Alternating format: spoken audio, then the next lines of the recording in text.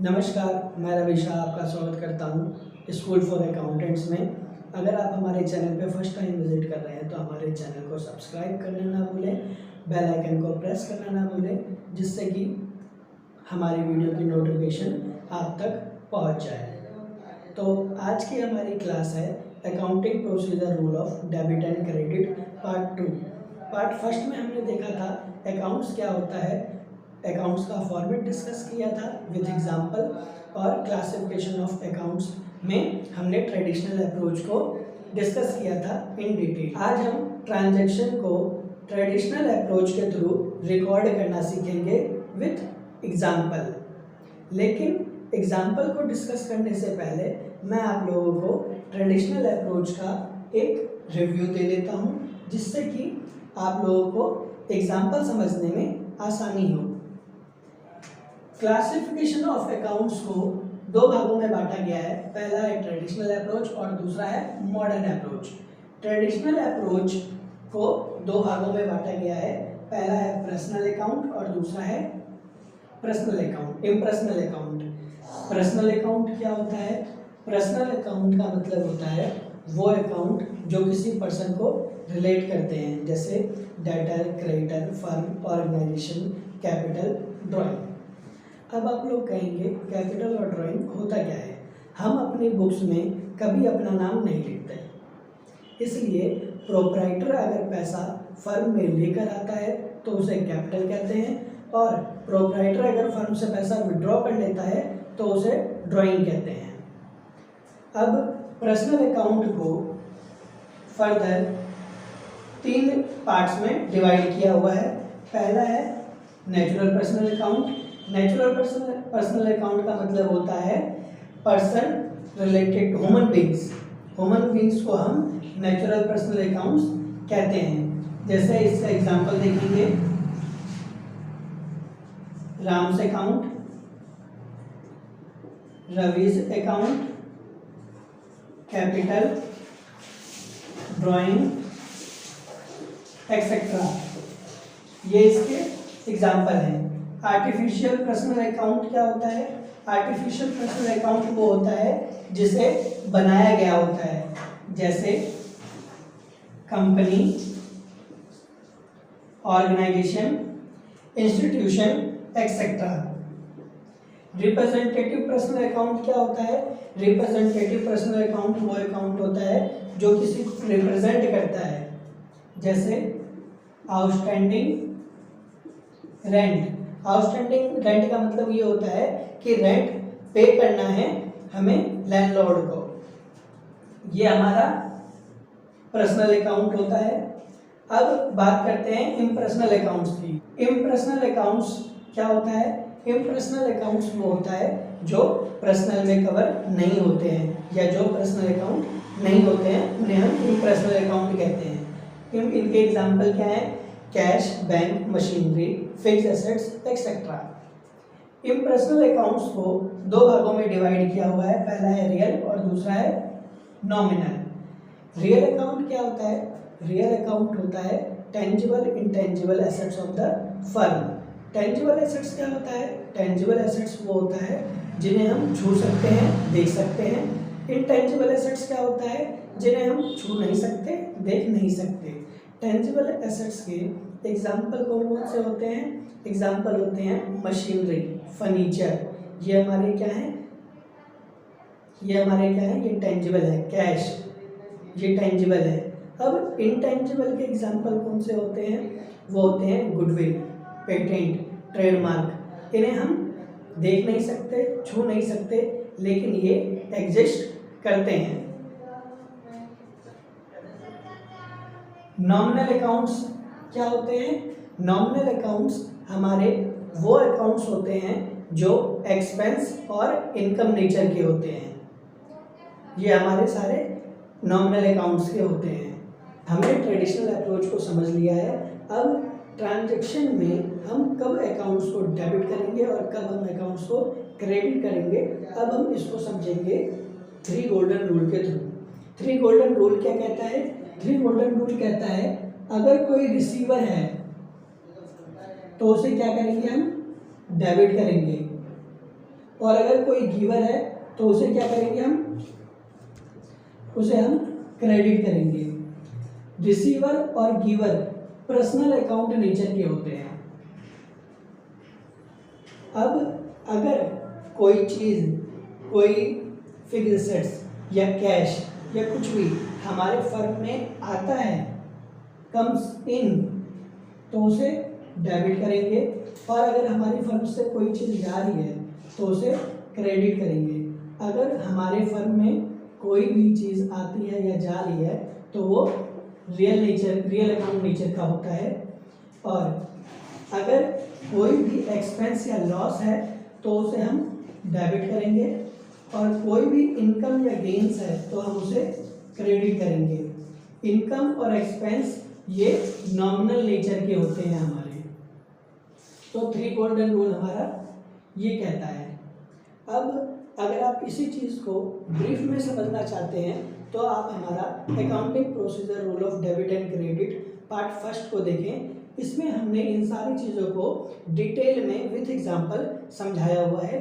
आई button पे मैंने इसका लिंक दे दिया है और डिस्क्रिप्शन में भी लिंक दे दिया है।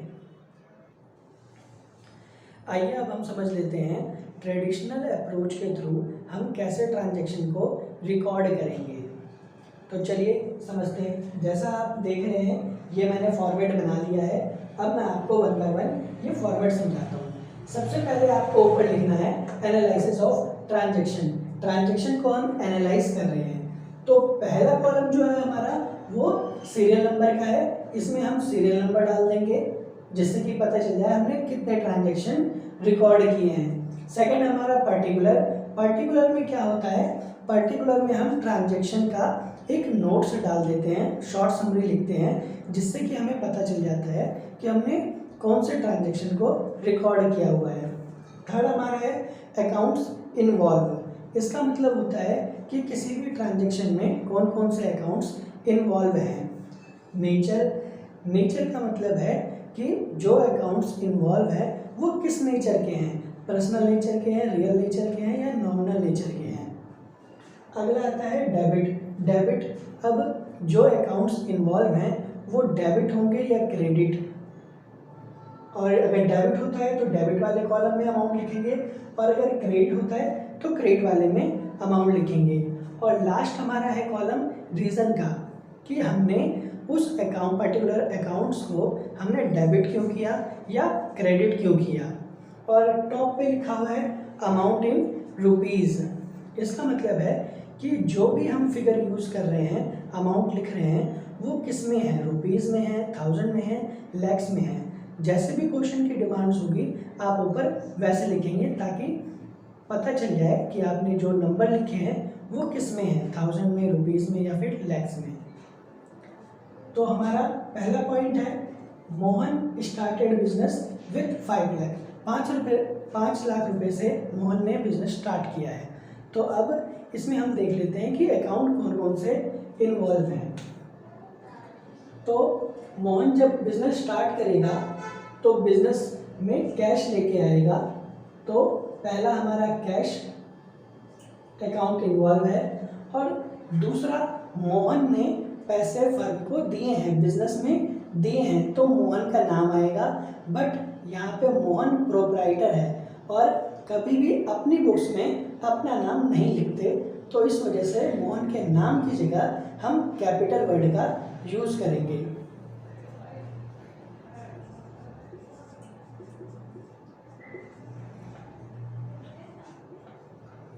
अब कैश हमारा किस नेचर का होता है, कैश हमारा रियल अकाउंट नेचर का होता है, और कैपिटल जो कि मोहन को रिप्रेजेंट करता है, और पर्सन हमेशा पर्सनल अकाउंट नेचर का होता है।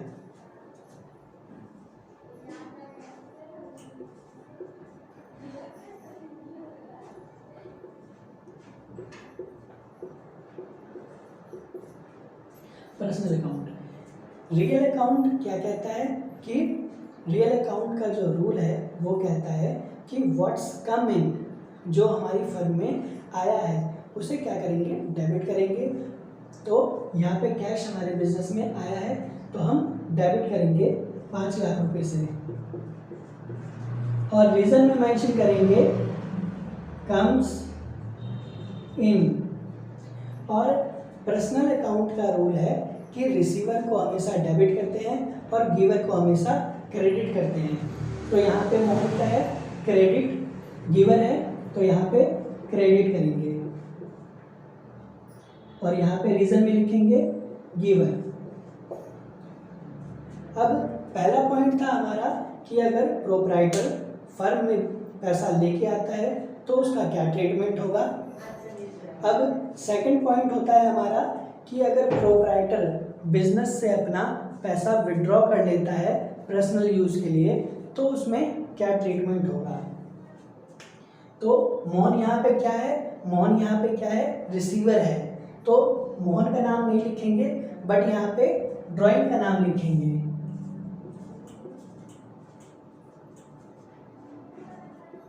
ड्राइंग, चाहो तो आप यहाँ पे कैपिटल भी लिख सकते हो बट ड्राइंग रिप्रेजेंट करता है कि पर्सनल यूज के लिए विड्रॉ किया है।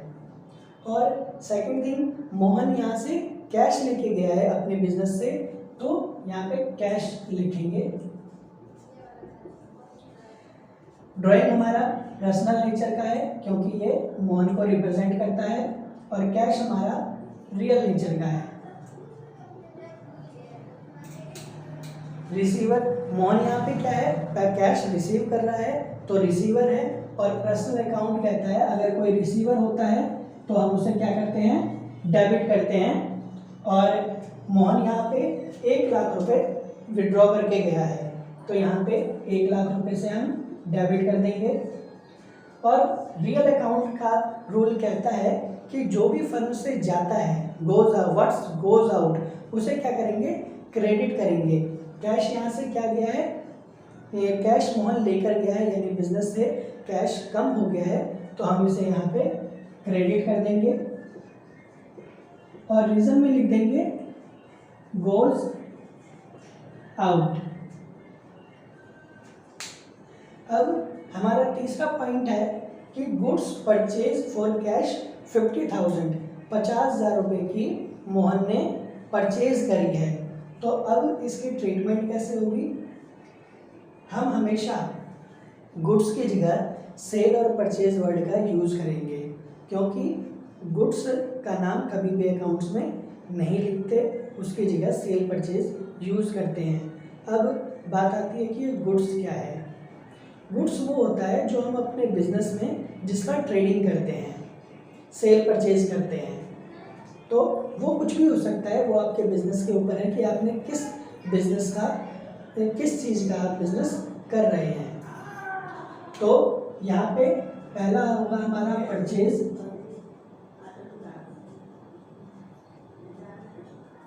अब यहाँ देखेंगे कि गुड्स परचेज हमने कैश में किया है तो कैश हमारा क्या हुआ है, बिजनेस से गया है तो यहाँ पे कैश अकाउंट लिख देंगे। परचेज हमारा किस नेचर का है, परचेज हमारा नॉमिनल नेचर का है।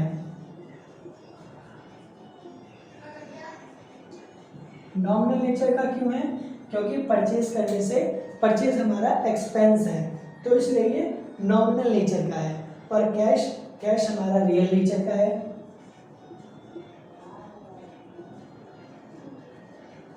अब हम परचेज को डेबिट करेंगे या क्रेडिट, ये उसके नेचर पे डिपेंड करता है।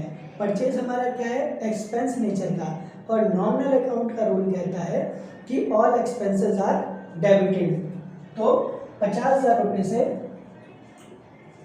हम परचेज को डेबिट कर देंगे और रीजन में लिखेंगे एक्सपेंस। अब कैश हमारा कम हुआ है क्योंकि परचेज करेंगे तो ऑब्वियसली बात है हम सामने वाले को जिससे हमने परचेज किया है उसे कैश देंगे। अब रियल अकाउंट का रूल कहता है कि जब कैश या फिर कोई भी चीज़ बिजनेस से जाती है तो उसे क्या करते हैं, क्रेडिट करते हैं। तो रीजन में लिख देंगे यहाँ पे गोज आउट, कैश हमारा गया है और कैश को क्रेडिट कर देंगे 50,000 रुपये से।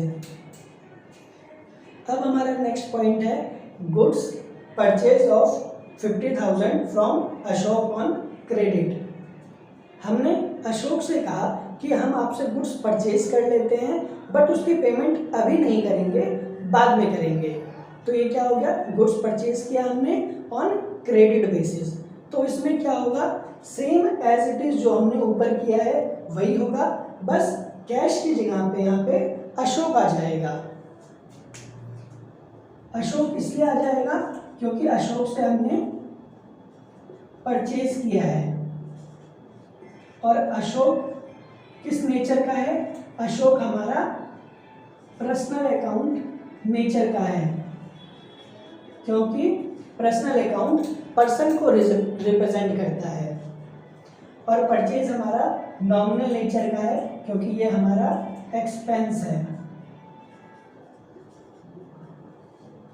अब नॉमिनल क्या कहता है, और एक्सपेंसेस आर डेबिट, तो हम परचेज को डेबिट करेंगे 50,000 रुपये से और रीजन भी लिख देंगे ये हमारा एक्सपेंस है। और अशोक, अशोक क्या है, पर्सनल नेचर का है। तो पर्सनल नेचर कहता है कि अगर कोई गिवर है तो उसे क्रेडिट करेंगे और अगर कोई रिसीवर है तो उसे डेबिट करेंगे। अशोक यहाँ पे गिवर है क्योंकि उसने गुड्स को सेल किया है, दिया है, तो यहाँ पे लिख देंगे हम गिवर और 50,000 से अशोक को क्रेडिट कर देंगे। अब हमारा फिफ्थ पॉइंट आता है कि अगर हम फर्नीचर परचेज करते हैं, अब हम कोई गुड्स परचेज नहीं कर रहे बल्कि अब हम फर्नीचर परचेज कर रहे हैं, कोई फिक्स एसेट्स परचेज कर रहे हैं, क्योंकि ऑब्वियसली बात है अगर हमें बिजनेस चलाना है तो कुछ चीज़ें रिक्वायरमेंट होती है, जैसे computer, furniture, office equipment business को चलाने के लिए। इन्हें कहते हैं हम फिक्स एसेट्स, जिनकी लाइफ 1 साल से ज़्यादा होती है। अब हमने सेल और परचेज वर्ड हमें यूज़ करना है गुड्स के लिए, लेकिन यहाँ पे हमारा फर्नीचर गुड्स नहीं है क्योंकि हम इसकी ट्रेडिंग नहीं करते। तो अब देखते हैं कि हम इसको कैसे रिकॉर्ड करेंगे। अब यहाँ पे फर्नीचर है तो यहाँ पे हम फर्नीचर लिखेंगे।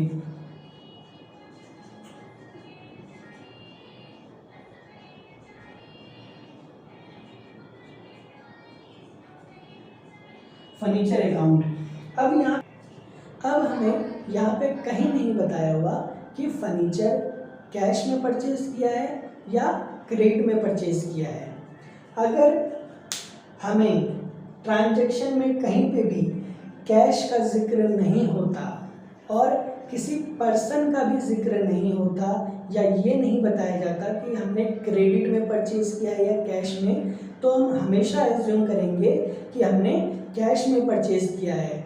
अगर इस वर्ड यूज़ नहीं किया है और किसी पर्सन का जिक्र किया हुआ है तो हम ये एज्यूम कर लेंगे कि हमने ये गुड्स या फिर फिक्स एसेट्स को क्रेडिट बेस पे खरीदा है।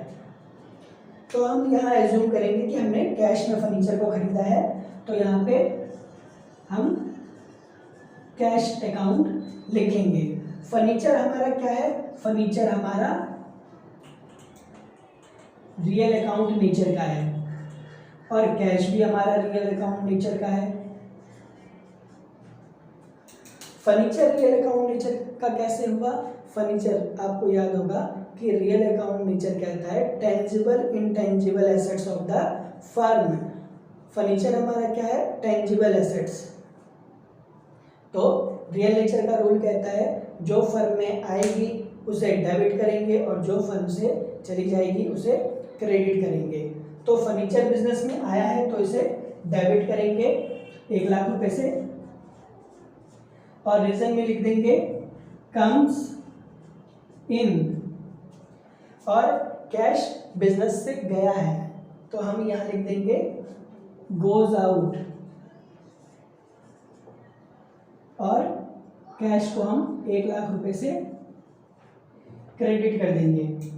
सपोज ट्रांजैक्शन में ये लिखा होता फर्नीचर परचेज फ्रॉम राम, तो वहां पे क्या करते, फिर यहाँ पे कैश अकाउंट की जगह राम का अकाउंट लिखते और यहाँ पे पर्सनल अकाउंट आता और रीजन में हम लिखते गिवर, क्योंकि राम ने फर्नीचर को दिया है मोहन के बिजनेस में। अब हम लोग बढ़ते हैं अपने नेक्स्ट पॉइंट की तरफ। अभी तक हमने डिस्कस किया कि प्रोप्राइटर अगर अपने फर्म में पैसा लेके आता है तो क्या होता है, कैसे रिकॉर्ड करते हैं। अगर प्रोप्राइटर अपने बिजनेस से पैसा लेके जाता है तो क्या कैसे रिकॉर्ड करते हैं। और परचेज हमने कैश में किया है तो क्या होगा, परचेज क्रेडिट में किया है तो क्या होगा, फर्नीचर परचेज किया हो तो कैसे उसे रिकॉर्ड करेंगे। फर्नीचर का मतलब यहाँ पे फिक्स एसेट से था कि यहाँ प्लांट एंड मशीनरी हो सकता है और जितने भी तरह का ऑफिस इक्विपमेंट हो सकता है, कंप्यूटर हो सकता है, कुछ भी जो भी फिक्स एसेट से रिलेटेड है। अब बढ़ते हैं हम अपने नेक्स्ट पॉइंट की तरफ। Goods sold off ₹1 lakh, 1 lakh रुपए का हमने सेल किया। जैसे कि मैंने आपको बताया, अगर मैं यहाँ पे कैश लिख दूँ तो हम कैश वर्ड हम ये अज्यूम कर लेंगे कि हमने कैश में सेल किया है, और अगर मैंने कैश नहीं लिखा है तो भी हमें अज्यूम कर लेना है कि हमने कैश में सेल किया हुआ है। तो अब यहाँ पे देखते हैं कौन कौन से अकाउंट इन्वॉल्व होंगे। पहला होगा हमारा कैश अकाउंट और दूसरा होगा हमारा सेल अकाउंट। कैश किस नेचर का होता है, कैश हमारा रियल अकाउंट नेचर का होता है और सेल हमारा नॉमिनल अकाउंट नेचर का होता है। ये क्यों होता है, कैश हमारा इसलिए रियल नेचर का होता है, कैश हमारा इसलिए रियल नेचर का होता है क्योंकि tangible intangible assets of the firm real nature का होता है और कैश क्या हमारा टेंजिबल एसेट्स में आता है, तो इसलिए रियल है। सेल हमारा नॉमिनल नेचर का इसलिए होता है क्योंकि सेल करने से हमारी क्या होती है, इनकम जनरेट होती है, इसलिए ये नॉमिनल नेचर का है।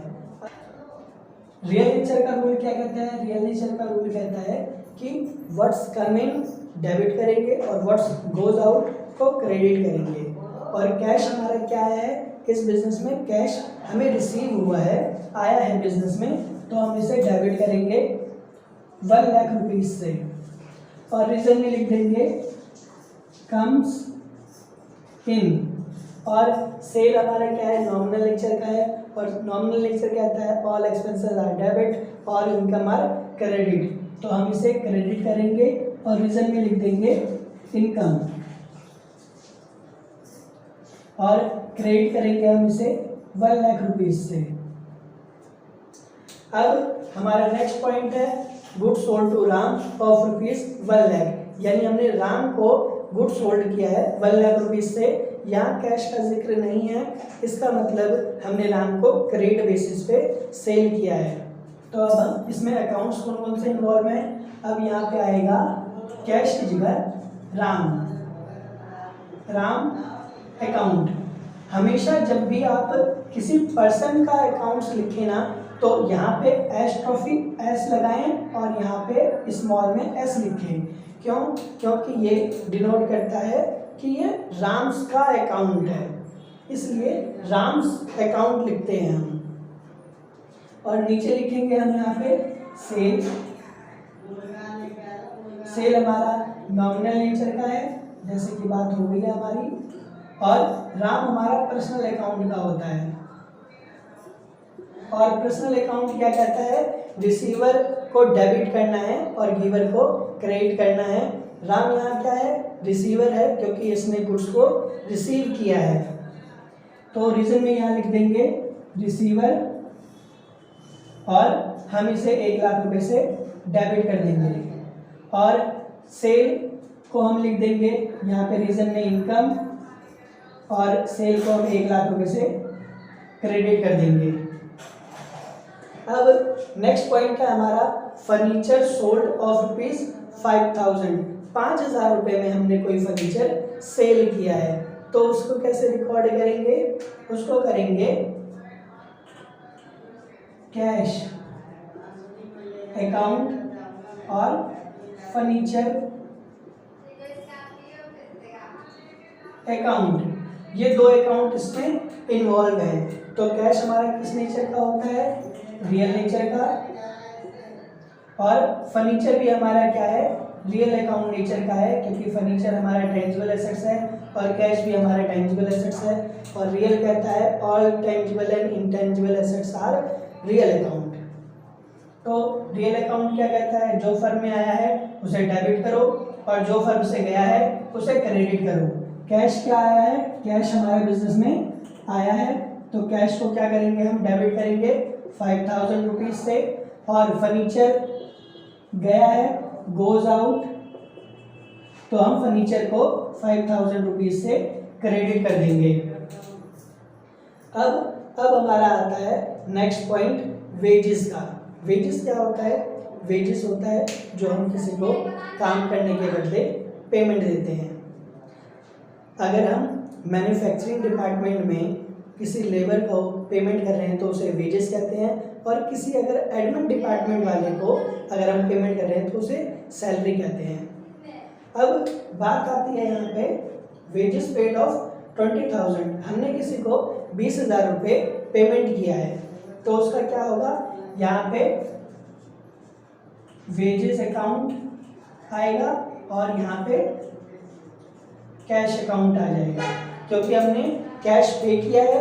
कैश पे किया क्यों है, वेजेस के लिए, तो वेजेस और कैश दोनों हमारे अकाउंट इसमें इन्वॉल्व है इस ट्रांजेक्शन में। वेजेस हमारा नॉमिनल नेचर का होगा क्योंकि वेजेस हमारे लिए एक्सपेंस है, और कैश हमारा रियल नेचर का है क्योंकि ये एसेट्स है फर्म की। अब नॉमिनल नेचर क्या कहता है, all expense are debit, all income are credit. तो वेजेस हमारा क्या है, वेजेस हमारा एक्सपेंस है, तो इसे हम रीजन में एक्सपेंस लिख देंगे और हम 20,000 से वेजेस को डेबिट कर देंगे। अब कैश हमारा क्या है, रियल है, और कैश बिजनेस से जा रहा है, तो रीजन में हम लिख देंगे गोज आउट, और 20,000 से कैश को क्रेडिट कर देंगे। अब जितने भी तरह के हमारे एक्सपेंस होते हैं उनका सेम ट्रीटमेंट होगा जो वेजेस का हुआ है, बस वेजेस की जगह नाम चेंज हो जाएगा। सपोज मैं यहाँ कहूँ सैलरी हमने पेमेंट करी है, तो यहाँ पे क्या होगा, यहाँ सैलरी अकाउंट आ जाएगा। सैलरी भी हमारा एक्सपेंस है, नॉमिनली में कवर होगा, और रीजन यहाँ एक्सपेंस लिखेंगे और डेबिट कर देंगे सैलरी को जो भी अमाउंट हमने पे किया है। अब बात करें इंटरेस्ट, हमने किसी को इंटरेस्ट पे किया है, कमीशन पे किया है, तो उसका कैसे करेंगे, उसका अगर इंटरेस्ट पे किया है तो यहाँ पे इंटरेस्ट अकाउंट लिखेंगे। इंटरेस्ट भी नॉमिनल नेचर का होता है और वो भी एक्सपेंस होता है, तो इंटरेस्ट के अमाउंट को डेबिट कर देंगे। अब कमीशन अगर हमने पे किया है तो कमीशन अकाउंट हमारा ओपन होगा, वो भी नॉमिनल नेचर का होता है, वो भी हमारा एक्सपेंस है, और कमीशन जितना हमने पे किया है उसे हम डेबिट कर देंगे। अब बढ़ते हैं हम अपने नेक्स्ट पॉइंट की तरफ। नेक्स्ट पॉइंट है हमारा इंटरेस्ट रिसीव ऑफ ₹1,000। इंटरेस्ट हमने रिसीव किया है, जिस तरह हम इंटरेस्ट पे करते हैं, कमीशन को पे करते हैं, उस तरह हम इंटरेस्ट या कमीशन रिसीव भी तो कर सकते हैं, अदर इनकम जनरेट भी तो कर सकते हैं। तो इसका ट्रीटमेंट कैसे करेंगे, इसमें अकाउंट्स कौन से इन्वॉल्व होंगे, इंटरेस्ट हमने रिसीव किया है, कैश के फॉर्म में किया है, तो यहाँ पे कैश अकाउंट लिखेंगे, और यहाँ इंटरेस्ट की बात करी जा रही है तो यहाँ पे इंटरेस्ट अकाउंट लिखेंगे। यहाँ पे कैश क्या है, किस नेचर का है, रियल नेचर का है, और इंटरेस्ट क्या है, इंटरेस्ट हमारा नॉमिनल नेचर का है। इंटरेस्ट यहाँ पे नॉमिनल नेचर का है क्योंकि ऑल एक्सपेंस और all income are related to nominal accounts, तो यहाँ पे नॉमिनल है। अब रियल अकाउंट का रूल क्या कहता है कि अगर हमने कोई चीज़ रिसीव करी है तो डेबिट करना है, कैश यहाँ पे हमने रिसीव किया है तो यहाँ पे हम रीजन में लिखेंगे कम्स इन, और 1,000 को कैश को हम 1,000 से डेबिट कर देंगे। अब इंटरेस्ट हमारा यहाँ पे इनकम है तो रीजन में हम लिखेंगे इनकम, और हम इंटरेस्ट को 1,000 रुपये से क्रेडिट कर देंगे। अब आप कहोगे इंटरेस्ट यहाँ भी था और इंटरेस्ट यहाँ भी है, तो यहाँ जो इंटरेस्ट था वो हमारा एक्सपेंस था, और यहाँ जो इंटरेस्ट है वो हमारा इनकम है। इसलिए हमने यहाँ पे इंटरेस्ट को क्रेडिट किया है। अब इंटरेस्ट की जगह क्या क्या और हो सकता है? इंटरेस्ट की जगह हमारा कमीशन हो सकता है। अगर कमीशन आता है तो यहाँ पे कमीशन लिखेंगे और सेम ट्रीटमेंट होगा। और इसके अलावा कोई भी अदर इनकम जो भी हमारी हो सकती है, अगर वो भी आता है तो फिर इसी तरह सेम ट्रीटमेंट उसका भी किया जाएगा। तो ये थे हमारे कुछ ट्रांजैक्शन जो हमने ट्रेडिंग अप्रोच के थ्रू रिकॉर्ड किया हुआ है और हमने समझा हुआ है। अगर मेरी वीडियो आप लोगों को पसंद आ रही है, मेरा एफर्ट आप लोगों को अच्छा लगता है, तो फिर आप मुझे सपोर्ट करने के लिए, मुझे मोटिवेट करने के लिए मेरे वीडियो को ज़्यादा से ज़्यादा शेयर करें, वीडियो को लाइक करें और चैनल को सब्सक्राइब करें और बेल आइकन को प्रेस करें ताकि मेरी आगे की वीडियो आप तक पहुंच सके। Thank you for watching this video.